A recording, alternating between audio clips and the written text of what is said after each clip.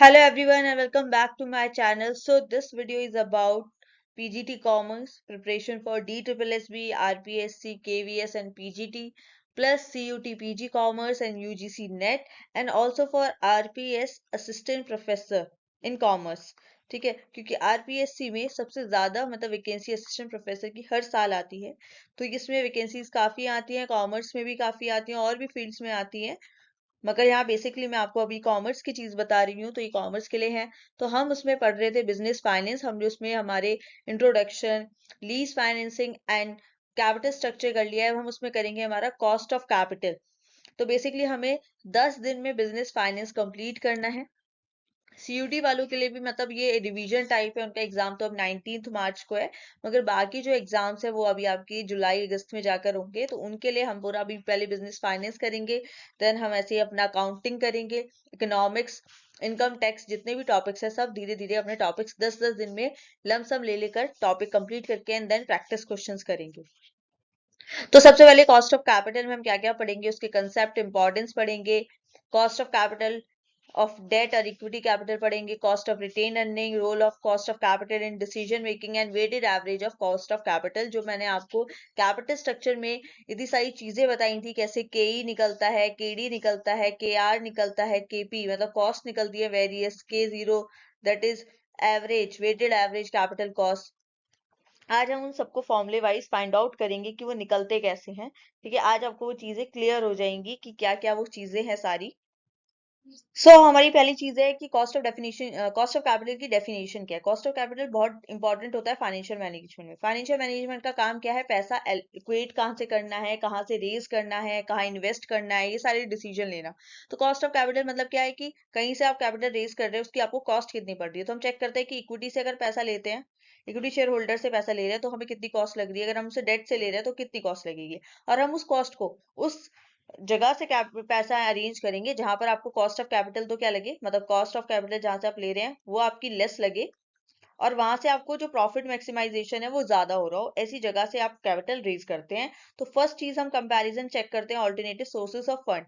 तो हम वो सोर्स ऑफ फंड को सेलेक्ट करते हैं जहाँ पे लीस्ट कॉस्ट लगे और मैक्सिमम कंट्रीब्यूशन करे वो वेल्थ मैक्सिमाइजेशन में। सेकंड चीज हम ये चेक करते हैं कि to evaluate the investment proposal so as to provide a benchmark to yield a minimum return. दूसरी चीज हम ये देखते हैं कि कौन सा इन्वेस्टमेंट प्रपोजल हम सेलेक्ट करें। काफी सारे इन्वेस्टमेंट प्रपोजल होता है कि यहाँ पैसा इन्वेस्ट कर दो, यहाँ पैसा इन्वेस्ट कर दो। चेक कैसे करते हैं, जहाँ पे रिटर्न ऑन इन्वेस्टमेंट आपको इंटरेस्ट से ज्यादा मिल रहा है वहां तो आप डेट से फाइनेंसिंग कर लेंगे, ठीक है। मगर जहाँ पे आपको रेट ऑफ इंटरेस्ट, रिटर्न जो इन्वेस्टमेंट में मिल रहा है वो कम मिल रहा है और आपको इंटरेस्ट ज्यादा पे करना पड़ रहा है, तो वहां पर आप डेट से फाइनेंसिंग नहीं करेंगे। तो ऐसे हम देखते हैं कि इन्वेस्टमेंट में रिटर्न आपको मिनिमम रिटर्न आप ले पा रहे हैं या फिर नहीं ले पा रहे हैं। कॉस्ट ऑफ कैपिटल को हम कट ऑफ रेट भी बोलते हैं, ठीक है, for the allocation of capital to the investment proposal.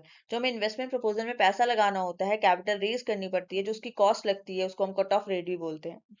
अब क्या होता है, के का मतलब है जितनी आपको इक्विटी रेज करने के लिए कॉस्ट लगी, ठीक है। आपने कहीं प्रोजेक्ट पे पैसा लगाया, वहां से आपको मान लो आपकी जो कॉस्ट लगी वो 1 लाख की थी, जहां आपने पैसा लगाया वहां पे आपको प्रॉफिट हुआ 2 लाख का, ठीक है। तो आपने इक्विटी की जो कॉस्ट है वो भी ओवरकम कर ली। आपने 1 लाख रुपए इक्विटी के निकाल के आपके पास खुद के पास प्रॉफिट अब कितना बच गया, 1 लाख का। 1 लाख तो आपकी कॉस्ट लगी ही लगी थी, ठीक है।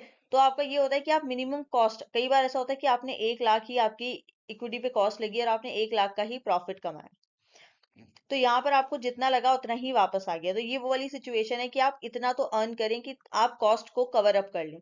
तो cost of capital is the rate of return a firm must earn on its investment for the market value of firm to be remain unchange. तो क्या कहता है वो मिनिमम, ये तो है कि वो मिनिमम इतना तो अर्न करे जितनी उसकी कॉस्ट लगी है, ठीक है, ताकि उसकी मार्केट वैल्यू फर्म की चेंज ना हो। अगर आप ज्यादा प्रॉफिट कमाने लगे तो आपको पता है ऑब्वियसली, अगर आपने 10 लाख का प्रॉफिट कमा लिया, कॉस्ट 1 लाख लगी, तो आपकी मार्केट शेयर तो अपने आप ही बढ़ जाएगी, ठीक है। अब आता है, अब जो हमने डेफिनेशन पढ़ी थी उससे कॉस्ट ऑफ कैपिटल की क्या क्या कैरेक्टरिस्टिक आए हैं। तो ये क्या होता है, cost of capital is a rate of return generally expressed in percentage value. तो कॉस्ट ऑफ कैपिटल का मतलब आपका क्या हो गया, वो रिटर्न, वो रेट ऑफ रिटर्न है। मतलब कि जो अगर आप कहीं इन्वेस्टमेंट लगा रहे हैं, तो आपकी अगर कॉस्ट 10% थी तो इतना रिटर्न तो आपका मतलब सेट होना चाहिए। 10 या 10 से अबव जाए ग्रेट, अच्छा है, 10 से लेस देन तो आप कभी नहीं करेंगे, क्योंकि उतनी तो आपको कॉस्ट ही नहीं पड़ी है। ये क्या है, it is a minimum required return, rate of return to offset the risk of associated with business and to maintain profitability in order to maximize the wealth of the shareholders. तो ये क्या होता है, वो minimum required rate of return है जिससे कि आप रिस्क को अपने बिजनेस का कम कर सकते हो। मतलब इतना मिनिमम तो आपको चाहिए, हायर कितना ही चला जाए मगर मिनिमम इतना चाहिए ही चाहिए। Cost of capital as a role in maintaining the market value of the firm. Market value maintain करने में फायदा होता है। अगर आपकी cost of capital, the value of the firm will decline if the firm uses capital at a higher cost than its return on assets। मतलब आपकी cost तो ज्यादा लग रही है और जो आपका आरओआई है वो आपको कम मिल रहा है, तो ऐसे केस में क्या होता है, उसकी मार्केट वैल्यू कम हो जाती है। मगर आपकी अगर कॉस्ट कम है और आपको रिटर्न ज्यादा मिल रहा है तो आपकी मार्केट शेयर वैल्यू हाई रहेगी। Arranging source of finance at a rate of return called cost of capital and allocating them in an investment are two sides of a same coin. The amount so invested must yield a return equal or more to the rate of return at which sources are arranged to fund the investment।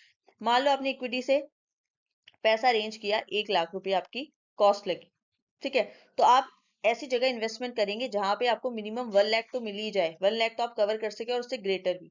तो आपको क्या होता है, एक ही सिक्के के दो पहलू हैं कि आपने इतनी आपको कॉस्ट लगी, तो आप ऐसा भी कहीं ऐसी जगह फाइनेंस करें जहां 1 लाख या 1 लाख से ज्यादा आप कमाएं, तो वो ही इन्वेस्टमेंट आपके लिए अच्छी होगी।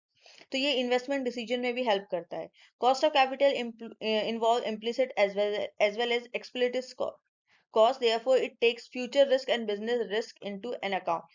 implicit and explicit cost दोनों को cost of capital अपने उसमें इन्वॉल्व करता है, प्लस उसमें ये फ्यूचर रिस्क भी जो होते हैं आगे फ्यूचर में और बिजनेस रिस्क भी होते हैं, इन दोनों को ध्यान में रखते हुए ये कॉस्ट बनती है, ठीक है। अब आता है इंपॉर्टेंस क्या है कॉस्ट ऑफ कैपिटल की फाइनेंशियल मैनेजमेंट में। Cost of capital in capital budgeting में हेल्प करता है, ठीक है। जैसे कि कॉस्ट ऑफ कैपिटल क्या है, fundamental requirement of capital budgeting technique specially based on discounted cash flows. अब आपको कोई प्रपोजल एक्सेप्ट करना है या रिजेक्ट करना है, आपके पास दो इन्वेस्टमेंट के वो आए, एक आपके पास इन्वेस्टमेंट क्राइटेरिया, एक ए में इन्वेस्ट कर दो या तो अपना पैसा, या बी में इन्वेस्ट कर दो, ठीक है। आप ऐसी जगह इन्वेस्टमेंट करोगे जहां आपका rate of return greater than cost of capital हो, ठीक है। और जहां पे आपका rate of return less than होगा कॉस्ट ऑफ कैपिटल, यहाँ पर आप इन्वेस्ट नहीं करेंगे, इस प्रपोजल को आप एक्सेप्ट कर लोगे। तो कॉस्ट ऑफ कैपिटल आपको कैपिटल बजटिंग में हेल्प करता है। आप उस प्रपोजल को एक्सेप्ट करोगे जिसपे हायर रेट ऑफ रिटर्न होगा and have less net present value in comparison to another proposal with lesser cost of capital, therefore more chances to reject the proposal of with higher cost of capital। तो आप उस proposal को reject करेंगे जिसमें cost of capital, मतलब आपको कहीं investment करनी है तो पहले आपको खुद को कैपिटल चाहिए होती है उस पैसे को वहां इन्वेस्ट करने के लिए। तो अगर आपको कॉस्ट ज्यादा पड़ रही है और उस प्रोजेक्ट में से रिटर्न कम मिल रहा है तो आप ऐसी जगह इन्वेस्टमेंट नहीं करेंगे। तो इसलिए कॉस्ट ऑफ कैपिटल ऐसे आपको बजटिंग में हेल्प करता है, इसको कैपिटल बजटिंग करते हैं। अभी हमने हमारा कैपिटल स्ट्रक्चर पढ़ लिया, नेक्स्ट है ये कॉस्ट ऑफ कैपिटल। उसके बाद हम पढ़ेंगे कैपिटल बजटिंग। कैपिटल बजटिंग में क्या होता है, हम बहुत सारे हमारे पास प्रपोजल होते हैं डिफरेंट डिफरेंट इन्वेस्टमेंट के, तो हमें सेलेक्ट करना होता है कि हम अपना पैसा कहाँ पर इन्वेस्ट करें जहां पे रेट ऑफ रिटर्न आपको ज्यादा मिले और आपकी कॉस्ट कम लगे, तो उसमें आपको कॉस्ट ऑफ कैपिटल हेल्प करता है, ठीक है। नेक्स्ट देखते हैं। नेक्स्ट अब हम लोगों को पढ़ना है कॉस्ट ऑफ कैपिटल। सेकंड क्या करता है, डिटरमाइन करता है कैपिटल स्ट्रक्चर। देखो अब आपके पास कॉस्ट पता है आपको कि इक्विटी से कॉस्ट कितनी है और अगर डिबेंचर से कर रहे हैं तो कितनी कॉस्ट लगेगी, तो आप उससे उस कैपिटल स्ट्रक्चर को रखोगे, वो रेशियो रखोगे जहां आपको लगता है कि अगर आपको डेट सस्ता पड़ रहा है, उसकी कॉस्ट कम पड़ रही है, लोअर रेट में हो रहा है एज कम्पेयर टू इक्विटी, तो आप कहाँ से अपना फंड अरेंज करेंगे, डेट के थ्रू अरेंज करेंगे। और अगर आपको इक्विटी की कॉस्ट कम पड़ रही है तो आप कहाँ से पैसा इन्वेस्ट करेंगे, इक्विटी से करेंगे। ऐसे ये हेल्प करता है कैपिटल स्ट्रक्चर डिटरमाइन करने में। Cost of capital and financial performance of a firm. देखो एवरेज कॉस्ट ऑफ कैपिटल हमने पढ़ा था, weighted average cost of capital of a firm, ये रिप्रेजेंट करता है पूरा रिस्क कितना है कंपनी का और उसको रिटर्न कितना मिल रहा है, ये चीज कॉस्ट ऑफ कैपिटल एक्सप्लेन करता है। फर्म का जो हायर कॉस्ट ऑफ कैपिटल होगा इसका मतलब उसके पास हाई रेट ऑफ रिस्क है और ये इम्पैक्ट कर सकता है उसकी प्रॉफिटेबिलिटी। और अब क्या होता है, आपका एक्चुअल प्रॉफिटेबिलिटी अगर प्रपोजल की ज्यादा हो जैसी आपने प्रोजेक्ट के दी थी, तो एक्चुअल कॉस्ट ऑफ कैपिटल, तो ये ऐसी परफॉर्मेंस क्या होगी, सेटिस्फैक्टरी होगी कि आपने जितना प्रॉफिट सोचा था उससे हायर आपने गेन कर लिया अपनी एक्चुअल कॉस्ट ऑफ कैपिटल पे। तो ऐसी परफॉर्मेंस को हम बड़ी क्या बोलेंगे कि ये बड़ी सेटिस्फैक्टरी सिचुएशन है, ठीक है। नेक्स्ट देखते हैं। नेक्स्ट आपका आता है capital structure and financial decision. Financial decision का मतलब है कितनी डिविडेंड पॉलिसी रखनी है, मतलब कितना डिविडेंड देना है, कितना रिटेन अर्निंग करना है, कैपिटलाइजेशन कैसा करना है, प्रॉफिट के बारे में, ये सारी चीजें कॉस्ट ऑफ कैपिटल हेल्प कराता है फाइनेंशियल डिसीजन लेने में, ठीक है। दूसरा होता है cost of capital and external users. Cost of capital is useful in decision making for internal as well as external user. आपने अकाउंट से पढ़ा होगा, इंटरनल यूजर्स होते हैं जो हमारी फाइनेंशियल स्टेटमेंट्स को देखते हैं, हमारे मैनेजमेंट देखता है, ठीक है। आउटसाइडर भी देखते हैं। आउटसाइडर कब देखते हैं? जो उनको हमारे यहाँ पैसा इन्वेस्ट करना होता है, तो वो हमारे यहाँ की फाइनेंशियल स्टेटमेंट्स देखते हैं। अब पोटेंशियल इन्वेस्टर है banking institution, short term lenders, creditor also interested to know the cost of capital of the firm. तो जो ये भी हमारे यहाँ पैसा हम जिससे हम उधार ले रहे हैं, या जो इन्वेस्टर हैं, बैंकिंग इंस्टीट्यूशन है, क्रेडिटर्स है, वो हमारी कॉस्ट ऑफ कैपिटल देखते हैं इनकी कॉस्ट ऑफ कैपिटल हायर तो नहीं है, ज्यादा तो नहीं है, जितना इनको रिटर्न भी नहीं मिल रहा उससे ज्यादा इनकी कॉस्ट तो नहीं है। तो ऐसी जगह होगी तो वो हमें पैसा इन्वेस्ट नहीं करेंगे, ठीक है ना। तो a firm with a higher cost of capital generally operates at a higher risk. Thus, the lender may be less favored to advance money to such firm.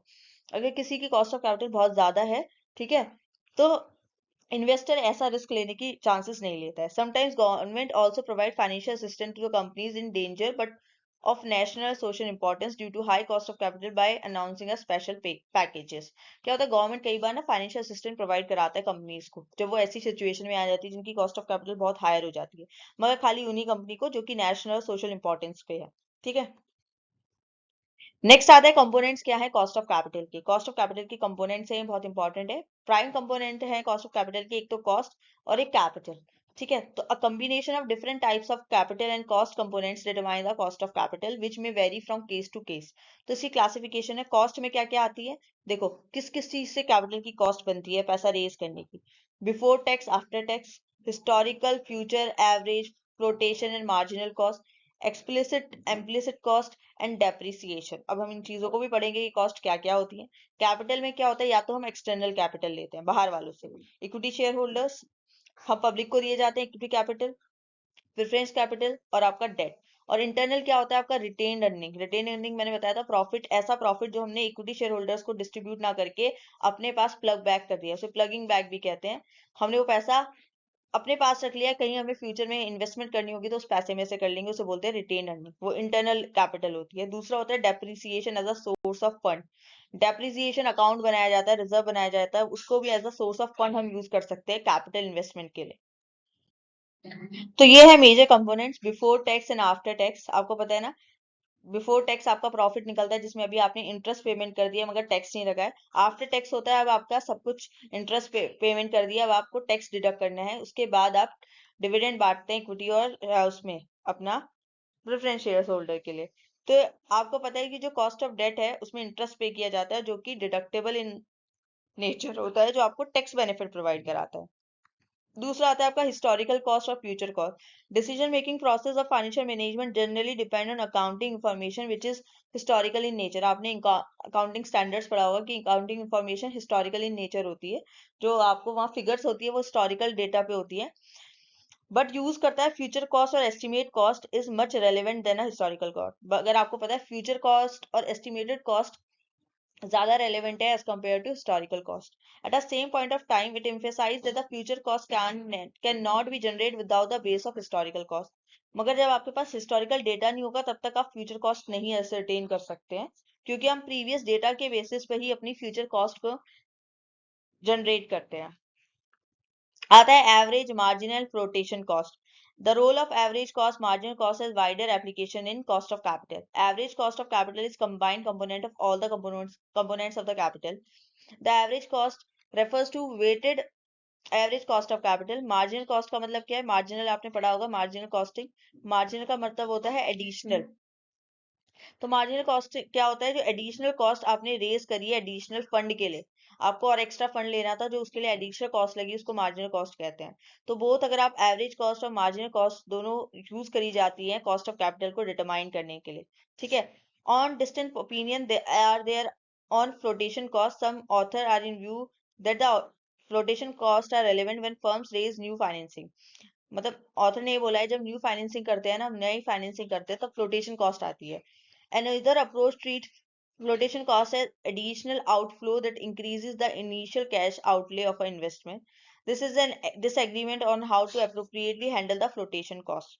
तो दूसरे अप्रोच में ये बोला गया कि फ्लोटेशन कॉस्ट क्या है, एक एडिशनल आउटफ्लो है जो कि इंक्रीज करता है initial cash outlay of investment, ठीक है। तो इन बीच के बीच में थोड़ी सिचुएशन चलती रहती थी, बेसिकली आपको इन कॉस्ट का कैसे टोटल कॉस्ट ऑफ कैपिटल बनती है उसमें हेल्प मिलती है। Explicit cost and implicit cost. Explicit cost क्या होती है? जो कॉस्ट डायरेक्टली कनेक्ट होती है सब्जेक्ट मैटर से। मतलब ये आपको पता है कि अगर आप इक्विटी से शेयर इशू कर रहे हैं तो आपको प्रोस्पेक्टस की कॉस्ट लगेगी, ठीक है, आपको ये यहाँ से आपको लिस्टिंग करानी पड़ेगी, उन सबकी कॉस्ट लगती है। इम्प्लिसिट कॉस्ट होती है जो कि अपॉर्चुनिटी कॉस्ट होती है, जो कि आपने बेस्ट नेक्स्ट ऑल्टरनेटिव फॉरगॉन कर दिया, मतलब कि जो कॉस्ट हो सकती थी आपने वो छोड़ दी, उसको बोलते हैं इम्प्लिसिट कॉस्ट, ठीक है। Interest to be paid on debenture holder is explicit cost of debentures. आपने डिबेंचर से वो कर लिया, फाइनेंसिंग करी है, तो उस पर आपको इंटरेस्ट देना पड़ता है, तो वो क्या होगी? आपकी इम्प्लिसिट कॉस्ट, ठीक है। तो इम्प्लिसिट कॉस्ट को हम कैसे कैलकुलेट करते हैं कि आपको इंटरेस्ट फाइंड आउट करना है, तो कितना कैश आउटफ्लो हुआ डिफरेंट पीरियड्स में, 1 प्लस में के इम्प्लिसिट कॉस्ट डिवाइडेड बाय आपका 1, जितना नंबर ऑफ ईयर्स आते रहते हैं, टी एन तक हमने नंबर ऑफ लिख लिया। ये समीशन से हम इंटरेस्ट की अमाउंट फाइंड आउट कर लेते हैं और इसको हम इम्प्लिसिट कॉस्ट कहते हैं, सॉरी एक्सप्लिसिट कॉस्ट कहते हैं। On the other hand, if the retained earning are used in business, then it is the implicit cost of retained earning is the opportunity cost. Implicit cost of such retained earning is the rate of return available to shareholder by investing the funds elsewhere. ठीक है, आपने retain earning से पैसा invest कर दिया, ठीक है, तो इसका नेक्स्ट बेस्ट ऑल्टरनेटिव मतलब क्या था? अपॉर्चुनिटी कॉस्ट इसकी क्या थी? अगर आप उस पैसे को एज अ डिविडेंड डिस्ट्रीब्यूट करते शेयर होल्डर्स को, तो वो उसकी अपॉर्चुनिटी कॉस्ट थी। डेप्रिसिएशन क्या होता है? For many firms depreciation is internally generated source of fund. The cost of fund generated through depreciation depends on how the firm will use the funds. If the firm plans to use these funds as a part of capital expenditure, the cost of capital depreciation will be weighted average cost of capital before issuing new equity. Thus, using depreciation in total cost increasing the weighted average cost unreasonably, therefore including depreciation is cost is unnecessary.